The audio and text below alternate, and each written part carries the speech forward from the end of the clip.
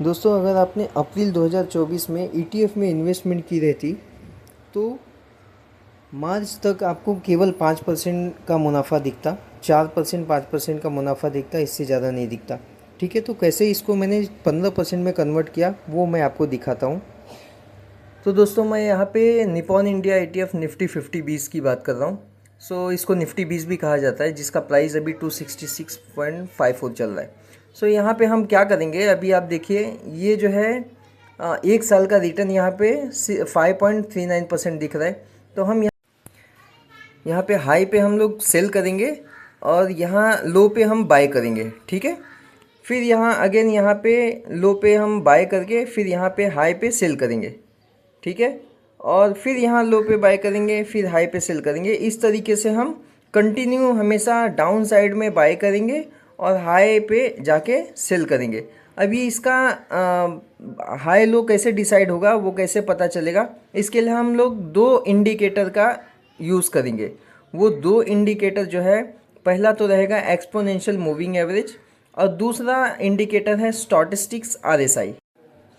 आगे दो नियम और है दोस्तों जो अपना मेजर पैसा बनाएंगे, और ये बहुत इम्पोर्टेंट नियम है। ये हमारे लॉस, अगर इन केस कभी लॉस होता है तो लॉस को रिकवर करने और उसको प्रॉफिट में कन्वर्ट करने के लिए काम आएगा।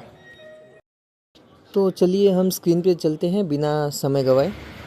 तो यहाँ पे ये हमने चार्ट ओपन कर लिया है, जिसमें हमने EMI एक्सपोनेंशियल मूविंग एवरेज लगाया है और स्टॉटिस्टिक RSI।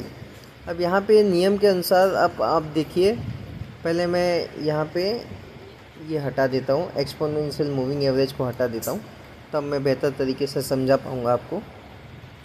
यहाँ पे जहाँ भी मैंने ये राउंड का लेवल लगाया है, एरो मार्क किया है, अब यहाँ पे वो कैंडल पे हमने बाइंग की है। ठीक है, क्योंकि ये नीचे से स्टॉटिस्टिक RSI उसने रेड की जगह ग्रीन में कन्वर्ट हुआ है। ठीक है, ये वाला। ठीक है, आप ये देखिए वहाँ से यहाँ तक रेड का जोन है। ठीक है, नीचे वाला देखिए स्टॉटिस्टिक RSI यहाँ पे क्रॉस किया, यहाँ पे अगेन हमने बाइंग किया है, ये ब्लू वाला लाइन क्रॉस किया है रेड वाली को। ठीक है, नीचे जो है, और वहाँ पे हमने बाइंग किया है। और यहाँ पे आप देखिए ये ऊपर लेवल पे हमने सेल किया है, जहाँ पे वो ब्लू लाइन ने रेड लाइन को क्रॉस करके नीचे साइड में मूव हुआ है। ठीक है, तो ये सारी दूरी हम तय करेंगे। अब यहाँ पे हमारा दो जगह बाइंग लेवल हो गया है। ठीक है, दो जगह हमने राउंड लगाया था, वो बाइंग था, और फिर मैंने ऊपर बॉक्स ग्रीन कलर का लगाया है, रेड कलर का लगाया है, पर्पल कलर का, वहाँ पे हमने सेल किया। ये देखिए ये वाला लाइन जो है सेलिंग का है। फिर से ये नीचे ग्रीन आया, वहाँ पे हमने ये वाला ये ब्लू लाइन आया है, यहाँ पे क्रॉस करके गया है ना, रेड को क्रॉस किया है और ब्लू हो गया है, तो वहाँ पे हमने फिर से बाइंग किया है।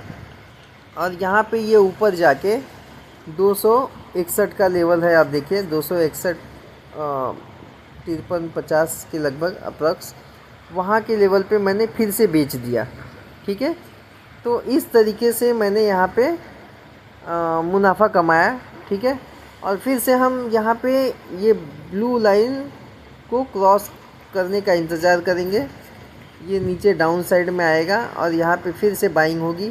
ठीक है, ये वाला लेवल देखिए, ये वाला लेवल क्रॉस करके नीचे गया है और हमने यहाँ पे एक बार बाइंग किया है। ठीक है, और ये नीचे गया, सॉरी माफ़ कीजिएगा, यहाँ पे सेलिंग किया हमने। ठीक है, यहाँ पे मुनाफा कमा लिया है। यहाँ पे 274 272 का लेवल जो था, ये एरिया, वहाँ पे हमने फिर से बेचा है। ठीक है, अब ये बेचने के बाद आप देखिए कितने मौके मिलते हैं आपको। ये एक बार और यहाँ पे देखिए 274 का लेवल है, फिर से वहीं पे 274 का लेवल है, वहाँ पे फिर से हमने बाई किया है। ठीक है, मान लीजिए यहाँ पे हमने बाई किया और यहाँ पे दोबारा मौका मिला है मेरे को, और ये फिर से हमने बाई किया यहाँ पे।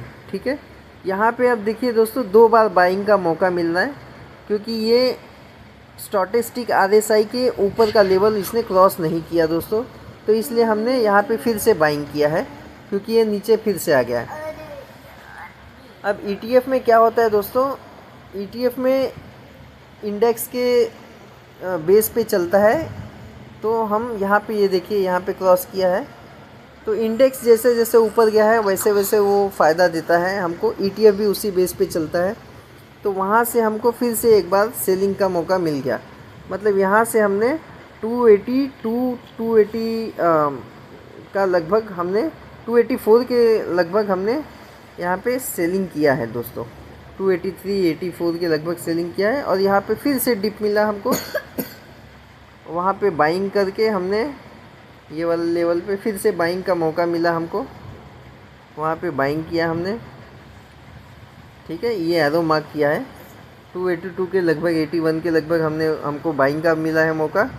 और यहाँ पे आप देखिए 292, ठीक है, 292 के लगभग हमको फिर से एक बार सेलिंग का मौका मिला। अब आप देखिए पिछले साल जो टॉप लेवल था वहाँ पे हमको ये मौका मिला है बेचने का। तो ETF में कितना बढ़िया फ़ायदा है दोस्तों कि हम टॉप लेवल पे भी बेच रहे हैं और हमको पता चल रहा है कि किस लेवल पे हमको बेचना है और कहाँ पे बाई करना है। ठीक है, ये सबसे ज़्यादा मुनाफा का बात है इसमें ETF में दोस्तों। ETF एक ऐसा इंडेक्स है, ETF एक ऐसा जो है चीज़ है जो इंडेक्स के बेस पे चलता है। और इसमें लोग खुशी तब मनाते हैं ये जितना गिर जाए उतना ज़्यादा यूनिट ख़रीदने का मौका दे, लोग ये सोचते हैं दोस्तों। अगर आपको पता नहीं है तो मैं आपको बता दूं कि इंडेक्स के बेस पे चलने वाले ETF जो भी हैं, और या तो IT का हो या तो फिर फार्मा हो या फिर FMCG कुछ भी हो, ठीक है, रियलिटी हो, इसमें सबके इंडेक्स बने ETF बने हुए हैं। सबके इंडेक्स के बेस पे सारे ETF चलते हैं दोस्तों। और ये शेयर की तरह नहीं होता है कि अंधाधुंध भागा जाए, ये आपको लिमिटेड मुनाफा देगा और लेकिन कंसिस्टेंट मुनाफा देगा दोस्तों। तो बस रूल बेस्ड चलना होता है। तो यहाँ पे देखिए एक और हमने बाइंग कर लिया है, 279 पे बाइंग किया है। फिर यहाँ पे एक 274, 73, 74 के लगभग हमारा एक बाइंग और है यहाँ पे। और फिर यहाँ पे एक बाइंग है 267 पे, क्योंकि दोस्तों इसके बाद में जो हमने लास्ट बाइंग की वो आपको पर्पल दिखाया है मैंने, वहाँ के बाद मार्केट डाउन ट्रेंड में हो गया। अमेरिका चाइना का कुछ तो ट्रेड का दिक्कत अभी चल रहा है जो, उसके पहले फिर एक और दिक्कत था, FII वाले कंटिन्यू बेचते जा रहे थे।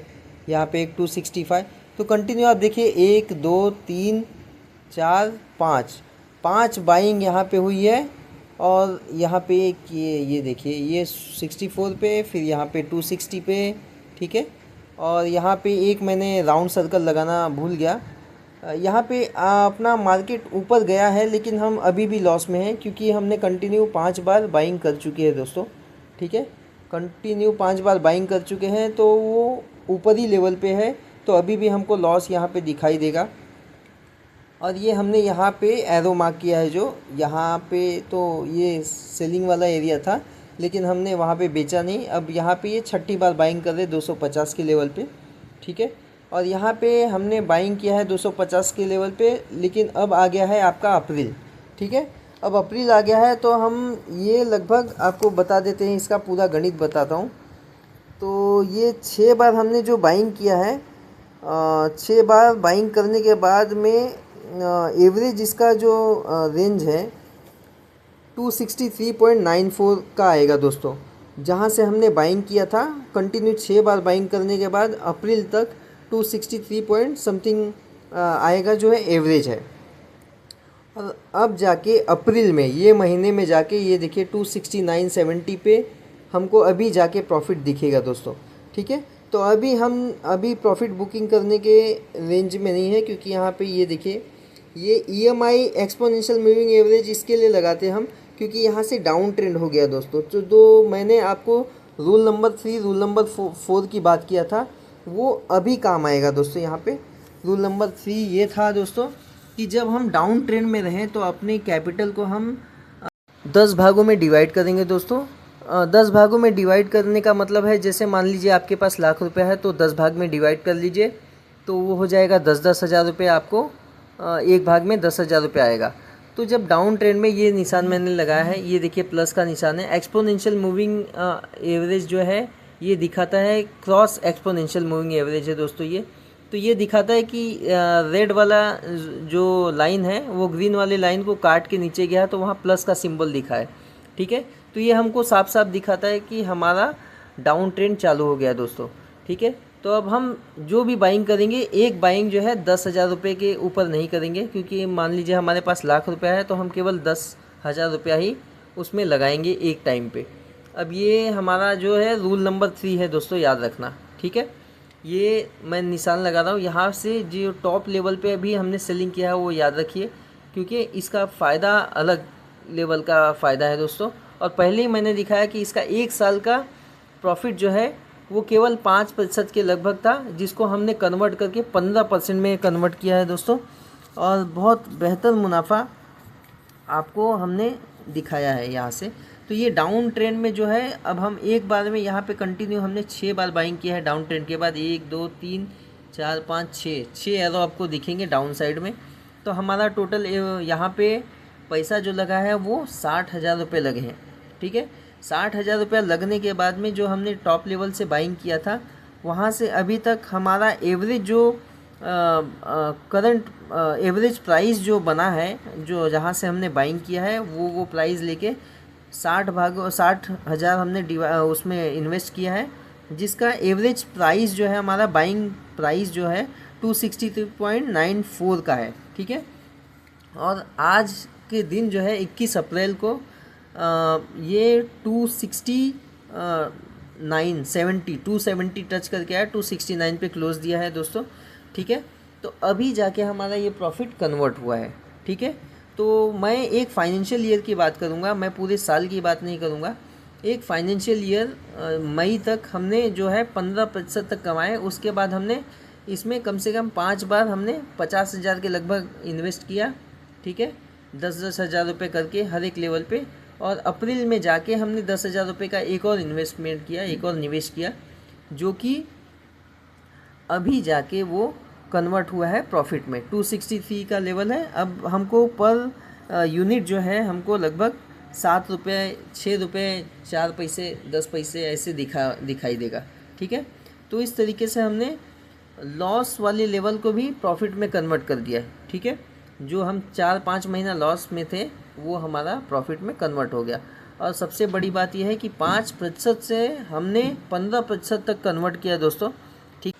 इससे अच्छी स्ट्रेटजी अगर होगी कोई ETF की तो आप मुझे कमेंट कीजिए और मुझे बताइए कि कौन सी स्ट्रेटजी है, तो उस पर भी मैं एक नया वीडियो बनाऊंगा। और केवल आपको ही नहीं, बाकी और भी लोगों को समझ में आए कि वो स्ट्रेटजी क्या हो सकती है और बेहतर क्या हो सकता है, ठीक है।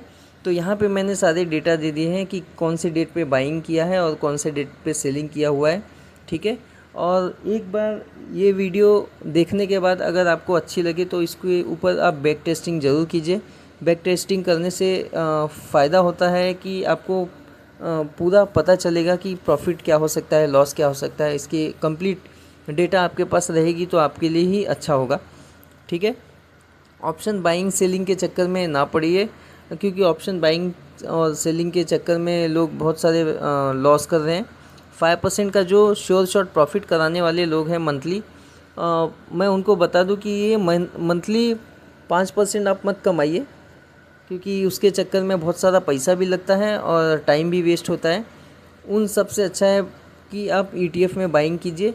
चौथा जो मैंने रूल बताने वाला था, वो चौथा रूल ये है दोस्तों कि सिर्फ ETF में आप निफ्टी 20 को मत पकड़िए। निफ्टी 20 के अलावा भी बहुत सारे ETF हैं, तो डाइवर्सिफाई ETF आप लीजिए, अलग अलग सेक्टर के ETF लीजिए जिसमें वॉल्यूम अच्छा है, तो उसमें आप इन्वेस्टमेंट कीजिए।